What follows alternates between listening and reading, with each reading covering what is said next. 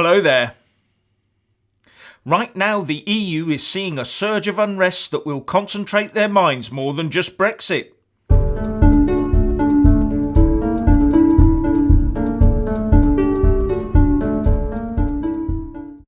The Gilets Jaunes, or Yellow Vest movement, appears to have caused quite a stir in France and the Netherlands, and has taken a very nasty turn towards violence in Paris in the last few hours, with Sky News reporting that the latest violent clashes on Saturday morning, which saw at least 183 people arrested, came ahead of a third rally in the French capital in as many weeks over rising taxes and President Emmanuel Macron's government.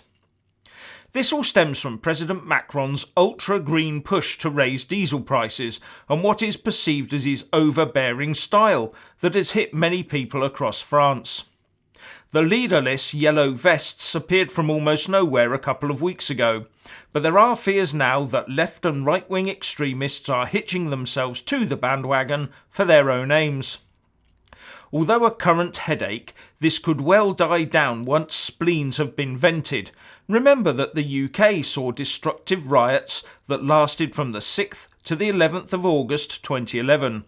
That is now a memory. The French and EU authorities will be hoping for the same outcome here. But the EU also has the Italian economy to deal with and the rising number of member states that are refusing to sign the UN Global Compact for Safe, Orderly and Regular Migration that, although not yet legally binding, aims to make immigration a human right and the criticism of it a crime, with the further requirement that countries actively encourage and support migration. All that combined would make the notion of nation states and borders a total nonsense, which is the ultimate wet dream for the left, of course. And its critics say that it may not yet be legally binding, but the trajectory in these sorts of things is always in one direction only, to force it to become law. The problem for the EU here is that it is wedded to this open borders concept. For people, though, not its single market. The single market needs lots of cheap labour and consumers within its borders to survive. Then there is the fact that the EU and UN are singing from the same hymn sheet on all of this. Just check out the European Union at the United Nations fact sheet to see what EU Vice President Federica Mogherini said in 2017. The European Union way is also the United Nations way. This explains why all our actions, all our initiatives, are always taken in full coordination and partnership with the UN.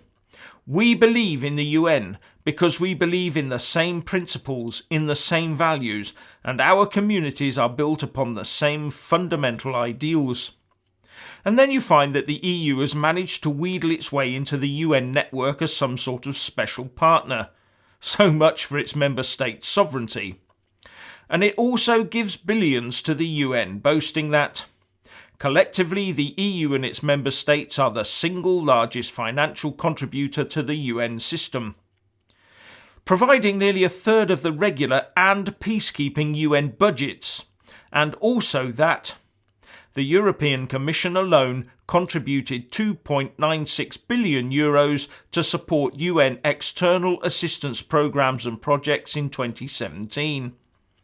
That's 2% of the EU budget to fund such things as this migration compact.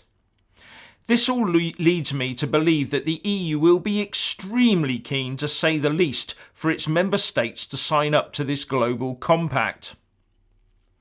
Now, a Brexit campaign organisation called Britain's Future is engaged in a Google bidding war with the government to get its message to the top of the rankings, reports the BBC. The government has its own website for this, brexitdealexplained.campaign.gov.uk. So Britain's Future, it appears, is trying to outbid for the phrase Brexit Deal Explained, which takes you to their site, britain'sfuture.co.uk, to put the Brexit side of the argument. The government said that communicating government policy effectively to the public is a core function of the civil service, and that any costs associated with this will be published in the usual way.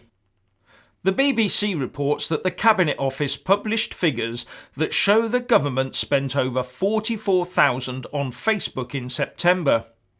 But it seems we will not learn how much taxpayers' dosh was spent on this campaign until after the MP's meaningful vote on Tuesday the 11th of December. Now, I have no objection to the government putting out information films and ads after a law has been passed, so as to inform the public of the decision and its likely effect on people now that it is law. But surely this sort of activity, which is designed to ask people to pressurise their MPs into voting a particular way when its own party whip system has failed, is going a bit too far. Especially when a large proportion of the electorate views Theresa May's claims that not only is her deal taking us out of the EU control, when it blatantly isn't, and that it is a good deal for Britain, when it blatantly isn't. In fact, wouldn't it be classed as fake news in any other context? Moving on, the Telegraph reports that UK MPs believe that all they have to do is vote down Theresa May's deal and the EU will be forced to renegotiate a better deal for them. This, it seems, has upset our senior establishment officials, who are warning of a serious political backlash when the EU refuses to comply with that flawed reasoning. Personally, I think that most of these MPs would vote down any deal that was not full membership anyway, in the hope that Brexit can somehow be reversed. This is all part of the manoeuvring process to try and create a situation where Parliament can, at the minimum, extend the Article 50 process. They're not interested in Brexit deals, only in remaining in the EU as a full member. The only thing they can accept is a short gap in that full membership. And please be in no doubt their efforts are being fully supported by the actions of the civil service and the press. Oh, and the talk of a Norway style of membership of the European Free Trade Association and the European Economic Area has resurfaced, in the event that May's deal is squashed by the Commons, almost a certainty by what we're seeing at the moment, but a week is a long time in politics. And it is reported that 8 cabinet ministers are now pivoting towards that Norway-style stance. Advocates of this model say we could stay in it until the Irish border issue is resolved. This would keep us in the single market with no common fisheries policy, no common agricultural policy, and no jurisdiction of the European Court of Justice. But the UK would be accountable to the EFTA Court, have no say in the lawmaking process, and we would have to accept the 4 freedoms, including the free movement of people. Also, in my opinion, the only direction of travel from the Norway model would be full EU membership again, not diverging away from the EU. So in all, most people would look on this as worse than EU membership. One point to note is that as EU members, we are also members of the EEA, but the government did not, as far as I am aware, trigger Article 127 of the EEA, telling the other members we are leaving. This had to have been done by March the 29th, 2018, 1 year prior to Brexit Day. So there are those that argue we will not actually be leaving the single market at all, as we have not triggered this much overlooked article. The government, though, claims we don't need to do it, as Article 50 of the Lisbon Treaty is a catch-all. But remember that Article 50 of the Lisbon Treaty does not cover 3 of the EEA members, Norway, Liechtenstein and Iceland. So you really have to question why this extra Article 127 was not triggered, even if it was just belt and braces. But I now draw your attention back to the question on the EU referendum paper. It did not mention EFTA or the EEA, did it?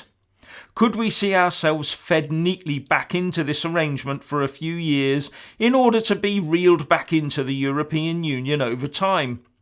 Could these 8 pivoting ministers be the start of that process? So, please let us all know what you think by leaving a comment below. And thank you for watching. Please do like and share this video. And also subscribe to my channel. And when subscribing, please do remember to press on the little bell next to the subscribe button. That way you'll get an alert every single time I put up a new video. Thank you very much for watching.